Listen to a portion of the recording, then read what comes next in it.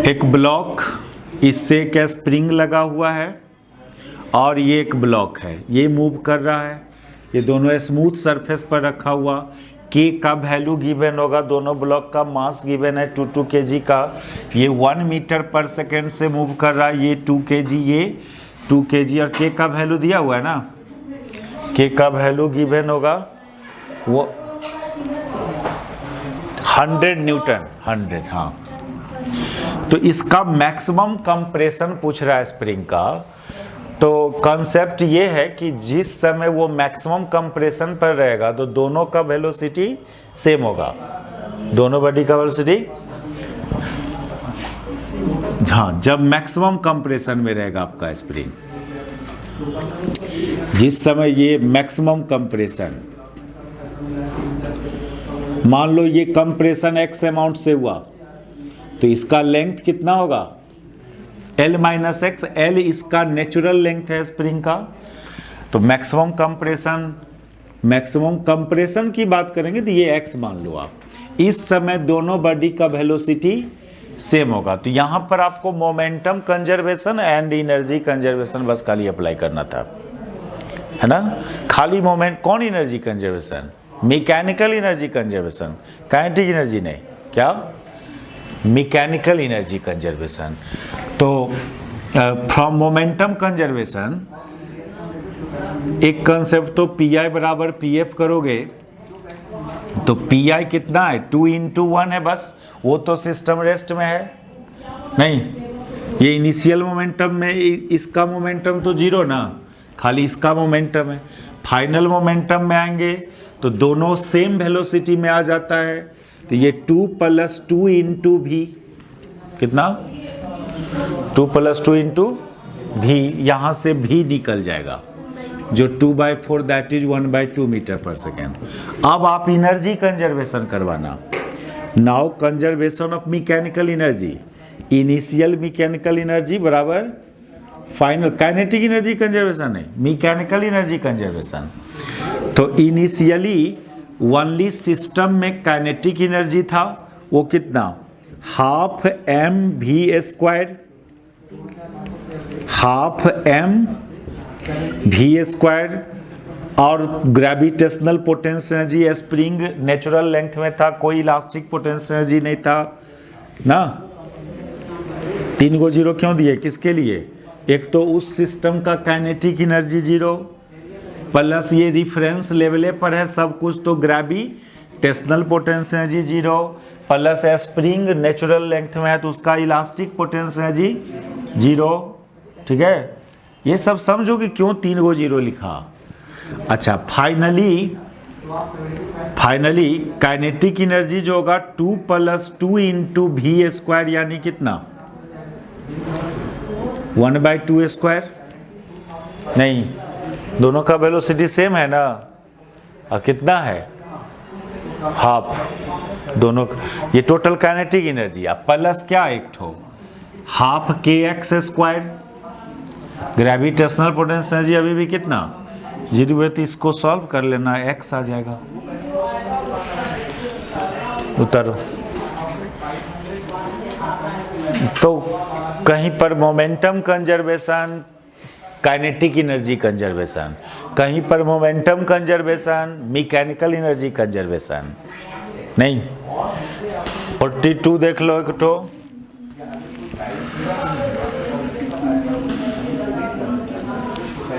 चलो हो गया ना, मिटा दें।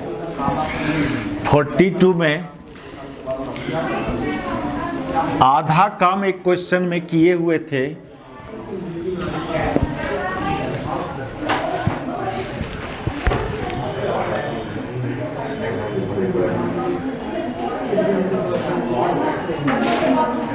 चलो देखो,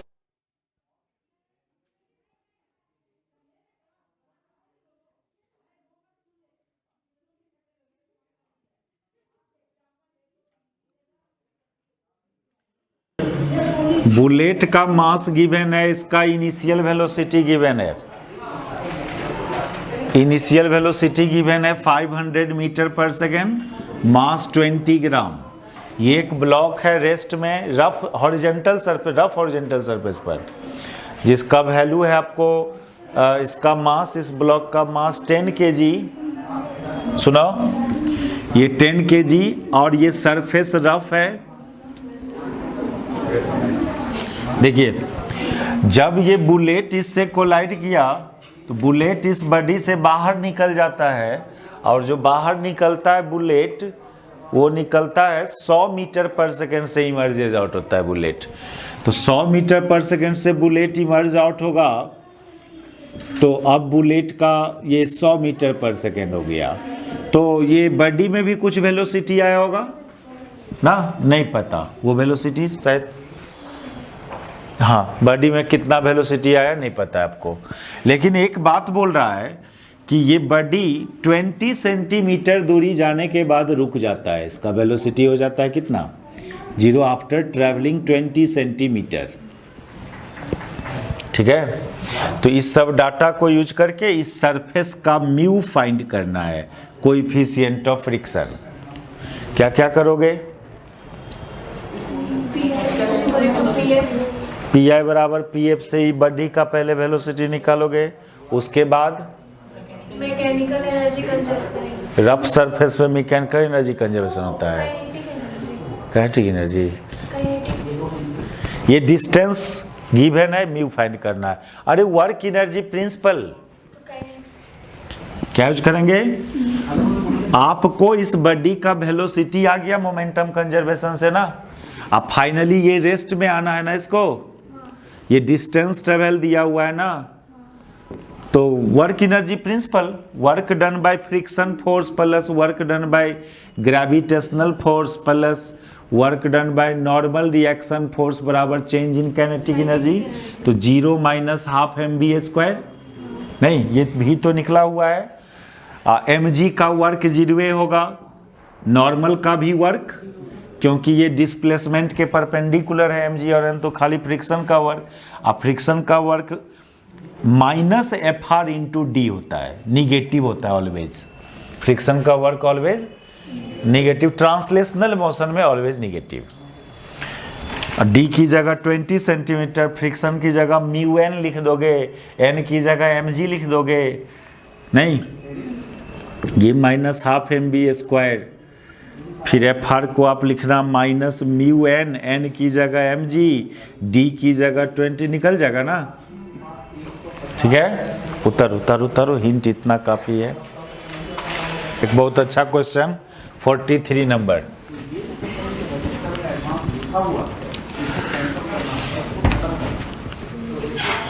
एक प्रोजेक्टाइल है जिसको u एंगल से प्रोजेक्ट किया, u स्पीड से थीटा एंगल पर, ये इससे कोलाइड किया। अब इस बॉडी और इस सरफेस के बीच का कोएफिशिएंट ऑफ रेस्टिट्यूशन दिया हुआ है E, है ना, coefficient of restitution of body and floor is small e।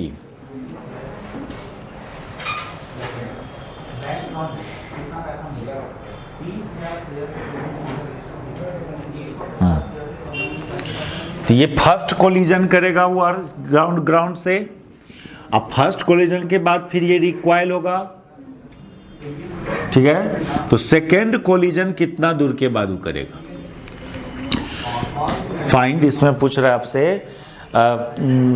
How far from the starting point does the projectile make it's second collision with the field, starting point से कितनी दूरी पर जाके सेकेंड कोलिजन होगा, ये find करना है। तो सुनो, सेकेंड कोलिजन कितना दूर पर होगा, उसके लिए क्या करना होगा आपको, ये रिक्वाइल वेलोसिटी और ये एंगल फाइंड करना होगा। तो सुनिए क्या होता है, जबकि सरफेस का कोएफिशिएंट ई का वैल्यू गिवन है, ई क्या होता है, ई तो होता है velocity of separation by velocity of approach होता है, नहीं,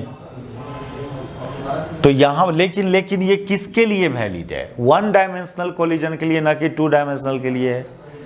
ठीक है, तो इसको अलग से ऐसे सॉल्व करो आप, आपका बॉडी का वेलोसिटी u था इस दिशा में, इधर रिक्वाइल हुआ भी वेलोसिटी से, ये अल्फा एंगल पर, ये थीटा पर। तो एक बॉडी तो ऑलवेज कोलिजन से पहले भी रेस्ट में है और कोलिजन के बाद भी रेस्ट में है, ये फ्लोर। लेकिन एक बॉडी कोलिजन से पहले उसका इस दिशा में स्पीड कितना था, u साइन थीटा था। अब इसका इस दिशा में कितना हो गया, v साइन अल्फा हो गया। नहीं समझे?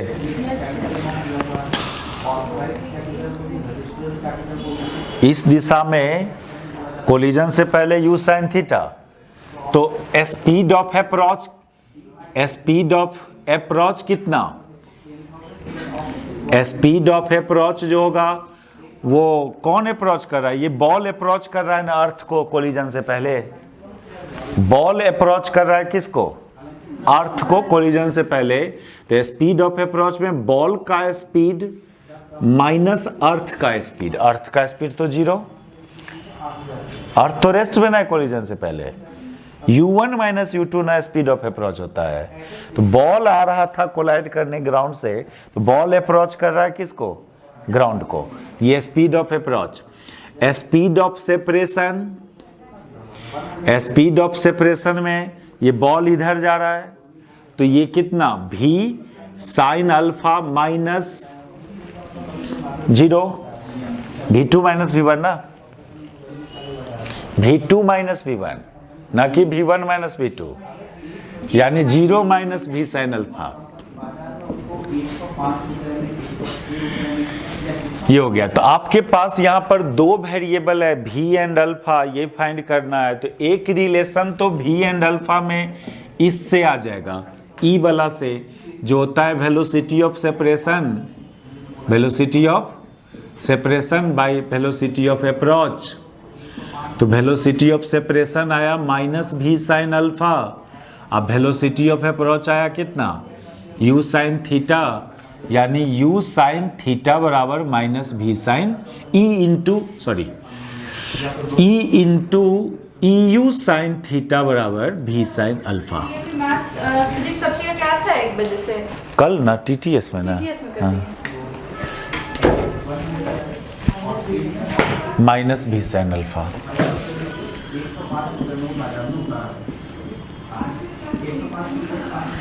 एक रिलेशन v एंड अल्फा में ये आया, एक और रिलेशन चाहिए v एंड, तो momentum conservation in x direction and y direction. नहीं, तो मोमेंटम कंजर्वेशन से अब एक इक्वेशन लोगे, तो x डायरेक्शन में मोमेंटम कंजर्वेशन करवाएंगे हम लोग, तो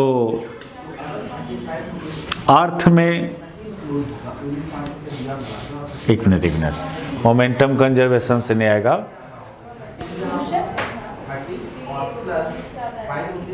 अर्थ का मास जानती है,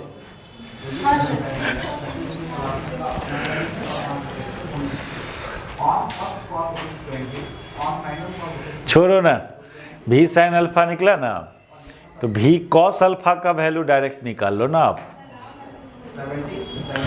क्योंकि आपको रेंज से मतलब है ना, ओनली किससे मतलब है, रेंज से। रेंज को चाहिए v कॉस अल्फा का वैल्यू, या कह लो v साइन 2 अल्फा का वैल्यू चाहिए ना। रेंज का फॉर्मूला, ये रेंज मान लीजिए R1 है, तो R1 तो समझ रहे हैं, ये u square sine 2 theta by g हुआ। अब ये R2 है, तो R2 बराबर v square sine 2 alpha by g, नहीं ये होना चाहिए ना, v square sine 2 alpha by g. जो कि v साइन अल्फा का वैल्यू निकला हुआ है, तो v square sine square alpha का वैल्यू आ जाएगा, इसलिए v square sine square alpha का value e square u square sine square theta, ये आ गया। हमको चाहिए v स्क्वायर साइन 2 अल्फा का वैल्यू, नहीं इसको cos 2 क्या, हाँ ऐसे भी हो जाएगा, cos अल्फा निकल जाएगा, यहाँ से cos अल्फा निकल जाएगा, तो sine 2 alpha 2 sine alpha into cos alpha भी होता है।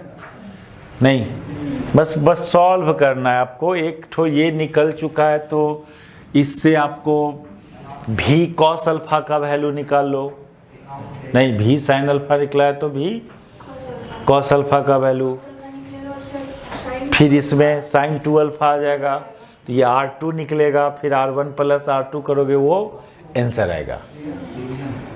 मोमेंटम कंजर्वेशन क्यों नहीं किए? मास नहीं पता अर्थ है एक ठो, पर पता है सर। नहीं वो नहीं यूज करना है, वैसे नहीं करना है, छोड़ दें, कैलकुलेशन है खाली भरा हुआ इसमें।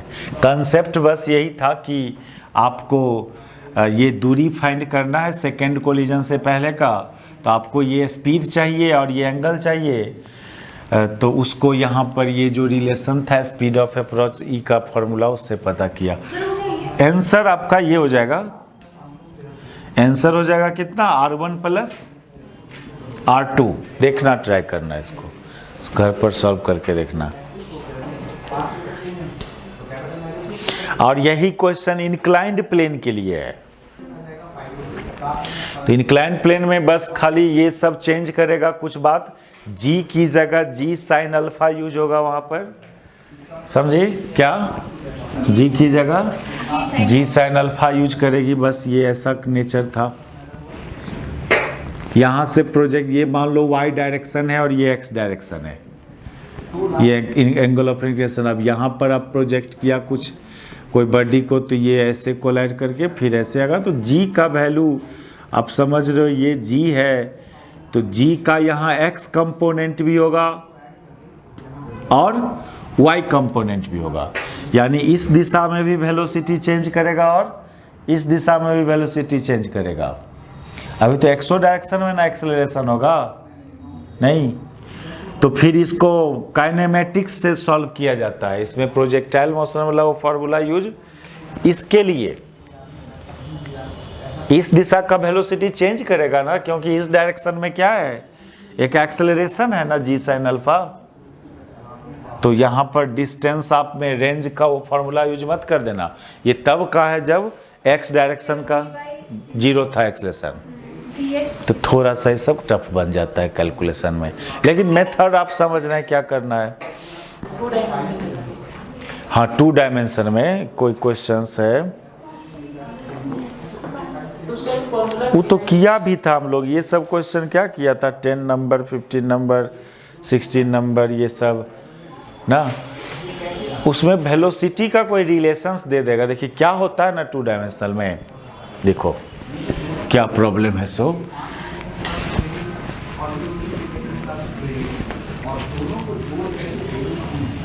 कंसेप्ट समझ लो उसका, और जब भी कोई ऐसा क्वेश्चन होगा तो एक रिलेशन आपको कमी हो जाता है जिसको क्वेश्चन को बताना होगा उस रिलेशन के लिए।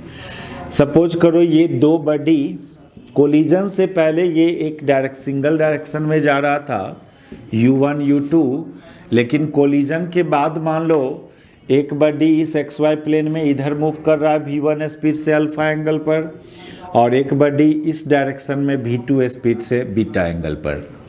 तो इस अल्फा एंड बीटा को बोलते हैं angle of scattering, are called angle of scattering.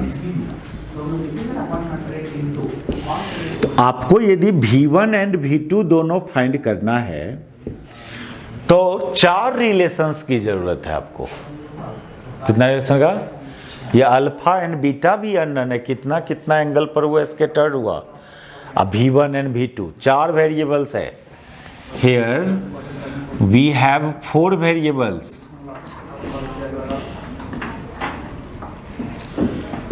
Four variables क्या क्या, v1 v2 alpha and beta. अब आप कितने रिलेशन कहाँ कहाँ से ला सकते हो, तो सुनो, कोई भी कोलिजन हो मोमेंटम कंजर्वेशन से एक रिलेशन आएगा, x डायरेक्शन का मोमेंटम कंजर्वेशन से एक रिलेशन, y डायरेक्शन का मोमेंटम कंजर्वेशन से। इतना के लिए तो क्वेश्चन को देखना ही नहीं है। तो इसमें pix बराबर pfx, x डायरेक्शन का मोमेंटम कंजर्वेशन करवाना, ऑल डायरेक्शन में मोमेंटम कंजर्वेशन होगा ड्यूरिंग कोलिजन। तो pix में कोलिजन से पहले इस बॉडी का मोमेंटम ऑलरेडी एक्स डायरेक्शन में, इसका भी एक्स डायरेक्शन में, दैट इज ये m1 u1 plus m2 u2। Collision के बाद ये v1 का इस दिशा वाला कंपोनेंट कितना, v1 cos अल्फा, इस बॉडी का इस डायरेक्शन में कंपोनेंट कितना, v2 cos बीटा ना। तो कोलिजन के बाद m1 का x दिशा में मोमेंटम ये v1 cos alpha, x direction का मोमेंटम है तो वेलोसिटीओ यूज करेंगे किधर वाला, x डायरेक्शन वाला, plus m2 v2 cos beta. एक रिलेशन v1 v2 में ये आया आपको। अब फिर इसको सॉल्व करने के लिए m1 को लोग एक साइड रखता है, m2 को एक साइड रखता है, इसका सॉल्यूशंस करने में सुविधा हो आगे, इसके लिए m2 को एक साइड रख दोगे तो ये v2 cos beta minus u2 एक रिलेशन। फिर एक रिलेशन p iy बराबर p fy करना, यहाँ से एक रिलेशन आएगा। यहाँ से देखो कोलिजन से पहले कोई मोमेंटम y डायरेक्शन में नहीं है, दोनों बॉडी x डायरेक्शन में मूव कर रहा है तो जीरो।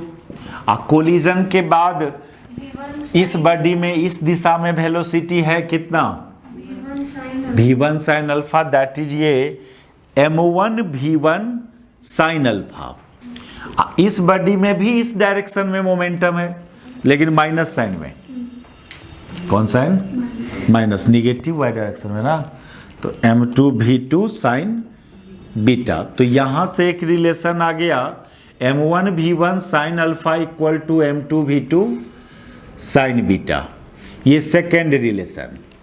ठीक है, 4 वेरिएबल है, 4 रिलेशन चाहिए उसको फाइंड करने के लिए, जितना वेरिएबल उतने ही इक्वेशन, ये अलजेब्रा का जो रूल्स है। तो 2 इक्वेशन, तो एक बार x डायरेक्शन का मोमेंटम कंजर्वेशन, एक y डायरेक्शन का। अब क्या करोगे, फिर देखो इस जरूरी है, जरूरी है काइनेटिक एनर्जी कंजर्व करवाएंगे। अब क्वेश्चन को देखो कि कोलिजन परफेक्टली इलास्टिक है कि परफेक्टली इनइलास्टिक है कि प्लास्टिक है, समझे, उस पर डिपेंड करेगा ना क्या करवाएंगे at the time of collision. तो यदि कोलिजन परफेक्टली इनइलास्टिक होगा तब तो फिर अपने आप 2 वेरिएबल अपने आप रिड्यूस हो जाएगा, क्योंकि सट के चलेगा बॉडी कांटेक्ट में चलेगा, यानी v1 अब v2 बराबर हो जाएगा मैग्नीट्यूड में, अल्फा बीटा भी एक सिंगल वेरिएबल हो जाएगा, एक के दिशा में न जाएगा, सट के जाएगा, तो या तो उधर जाएगा या इधर जाएगा। तो देखना होगा क्वेश्चन को। और यदि परफेक्टली इलास्टिक रहा तो फिर एक इक्वेशन और बन जाएगा उतर। और यदि परफेक्टली इलास्टिक कोलिजन होगा तो उतार लिया इसको,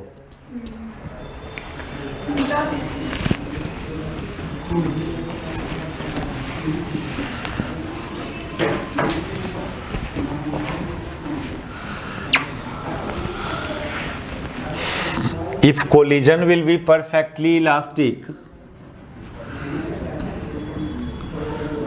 तो फिर आपको देन आप के आई बराबर के एफ करने से एक इक्वेशन बन जाएगा आपको, यानी half m1 u1 square plus half m2 u2 square equal to कितना, हाफ m1 v1। यहाँ कंपोनेंट मत यूज करना, काइनेटिक एनर्जी थोड़ी वेक्टर क्वांटिटी है, डायरेक्ट नेट स्पीड ले लेंगे, ठीक है, उसमें कंपोनेंट वाला वेलोसिटी से कोई मतलब नहीं है, डायरेक्ट नेट वेलोसिटी।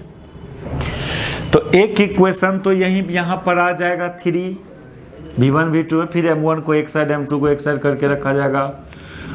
अब 3 इक्वेशन बना, अभी भी एक इक्वेशन का कमी है नहीं, वो कहां से आएगा, वो बात क्वेश्चन में एक्सपेरिमेंटली गिवन रहेगा। कभी कभी बोल देगा क्वेश्चन कि alpha is twice of beta, कभी बोल देगा v1 is twice of v2, नहीं समझे बात, ऐसे बोल देगा क्वेश्चन, और कोई उपाय नहीं है। या तो अल्फा बीटा में रिलेशन वो बोलेगा, या नहीं तो V1 एंड V2 में रिलेशन बोलेगा। यानी fourth information, fourth equation comes out from question. Fourth equation will be either will given experimentally। अब एक्सपेरिमेंट दुइये को बात, या तो V1 V2 में रिलेशन या अल्फा बीटा में रिलेशन, है ना। ये चीज अल्फा फंक्शन ऑफ बीटा दे दे, या नहीं तो V1 फंक्शन ऑफ V2 दे दे आपको रिलेशन, कि V1 बराबर 2V2 या अल्फा बराबर 2 बीटा निश्चित रूप से दिया हुआ रहेगा, और कोई उपाय नहीं है। जो देखा गया अभी तक वेराइटीज ऑफ क्वेश्चन में, जब कभी इस मॉडल का पूछता है तो ये बात कभी ना कभी गिवन है, तो वो फोर्थ इक्वेशन की तरह बिहेव करेगा। अब देख रहा उस क्वेश्चन को कर रहे हैं तो बना के देखिए, वही बात कुछ ना कुछ गिवन होगा, अल्फा बीटा में रिलेशंस दिया होगा। कभी बोल देगा कि scattered such that angle between the line of motion of body is 90 degree. क्या बोल देगा कि ये एंगल 90 डिग्री है, तो अल्फा प्लस बीटा 90, तो एक रिलेशन हो गया। ये समझे, ये सब कुछ बात ऐसे कर देगा।